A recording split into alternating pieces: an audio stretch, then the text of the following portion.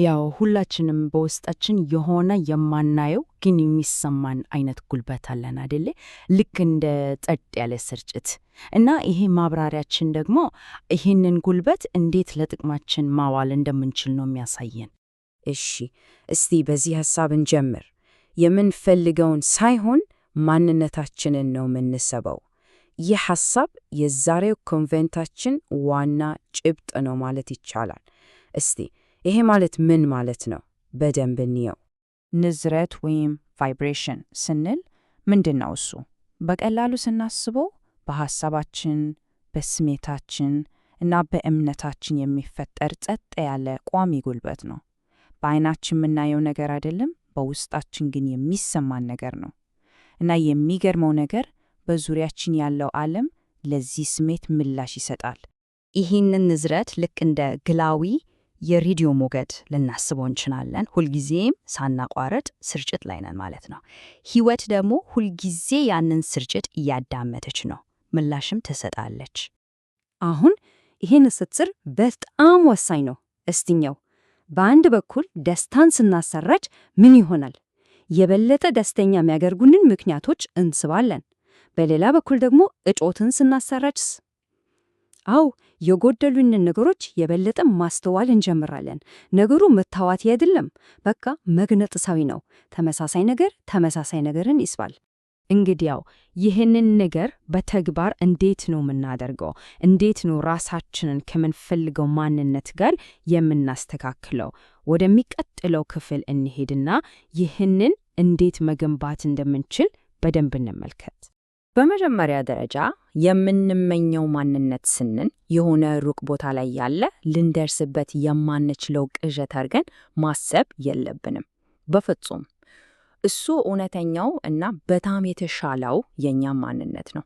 በምርጥ ጊዜዎቻችን የሚሰማን አይነት ማንነት፣ ደፋር፣ የተረጋጋ እና ብቁ የሆነው ማንነታችን ነው። እሺ፣ ስለዚህ ይህንን ለማድረግ 5 ዋና ዋና ደረጃዎች አሉን። አንደኛ፣ ያንን መሆን የምንፈልገውን ሰው ማን እንደሆነ በግልጽ መወሰን። ሁለተኛ፣ የእሱን ወይም የእሷን ስሜት ዛሬውኑ አሁን መሰማት። ሶስተኛ፣ እነሱ የሚያስቡትን አይነት አስተሳሰብ ማሰብ። አራተኛ፣ እነሱ የሚያደርጉትን ነገር በትንሹም ቢሆን ማድረግ መጀመር። እና በመጨረሻም 5ኛ፣ ይህንን የፈጠርነውን የኃይል መጠን ወይም ንዝረት መጠበቅ። ሁለተኛውን ደረጃ በተጨባጭ ለማየት እስቲ ይህንን ምሳሌ እንውሰድ። የምንመኘው ማንነት በራሱ የሚተማመን ከሆነ ያንን ስሜት ዛሬውኑ መለማመድ እንችላለን። እንዴት? ለምሳሌ ቀጥ ብሎ መቆም፣ በግልጽ መናገር፣ አንድ ውሳኔን ያለ ይቅርታ መውሰድ። ስሜቱ እስኪመጣ መጠበቅ ሳይሆን ወደ ስሜቱ የሚወስደንን ተግባር መፈጸም ነው። እና ወሳኙ ነጥብ ይሄ ነው። ይሄ ሂደት የሚገነባው በአንድ ሌሊት በሚደረጉ ትልልቅ ዝላዮች አይደለም፣ በፍጹም። ይልቁንስ በየቀኑ በምናደርጋቸው ትናንሽና ወጥ በሆኑ ምርጫዎች ነው። ድንበር ማበጀት ያስፈልጋል። ዛሬ አንድ ድንበር እናበጅ። የአካል ብቃት እንቅስቃሴ ማድረግ፣ ዛሬ ትንሽ በእግር እንንቀሳቀስ። ትናንሽ እርምጃዎች ናቸው ትልቅ ለውጥ የሚያመጡት።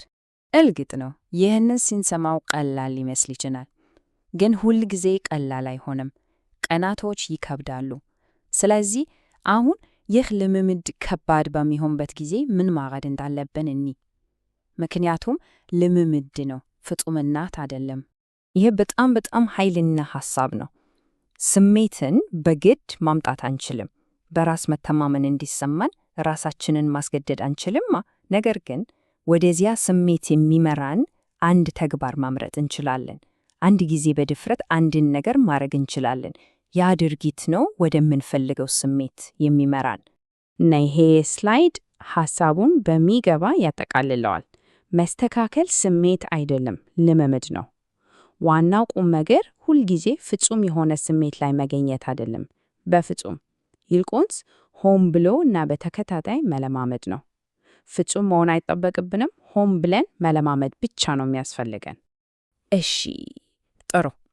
ይህን ልምምድ ስናደርግ ታዲያ ምንድነው የምናገኘው? ሽልማቶቹ ምንድን ናቸው? በውስጣችንም ሆነ በውጫዊ ዓለም የሚታዩትን አስገራሚ ጥቅሞች እስቲ እንመልከት። እና ለውጦቹ በጣም የሚገርሙ ናቸው። ለምሳሌ ልክ ለኛ ተብለው የተዘጋጁ የሚመስሉ እድሎች መታየት ይጀምራሉ። ከአዲሱ ንዝረታችን ጋር የሚመጣጠኑ ሰዎች ወደ ሕይወታችን መግባት ይጀምራሉ።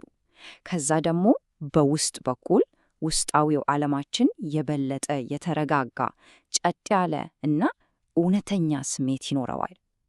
እና ከሁሉም በላይ ግቦችን ማሳደድ ብቻ ሳይሆን ወደ እነሱ ማንነት ማደግ እንጀምራለን።